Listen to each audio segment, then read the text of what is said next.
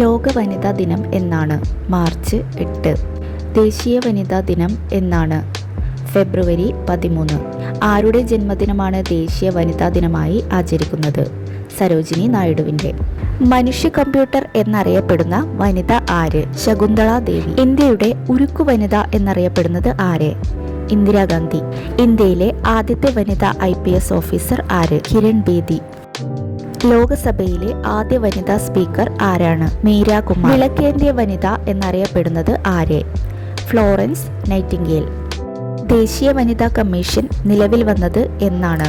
1992 ജനുവരി 31. സംസ്ഥാന വനിതാ കമ്മീഷൻ നിലവിൽ വന്നത് എന്നാണ്? 1996 മാർച്ച് 14.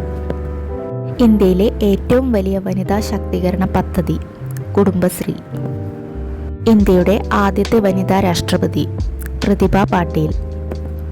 2026 അന്താരാഷ്ട്ര വനിതാ ദിന പ്രമേയം എന്താണ്? Give to gain.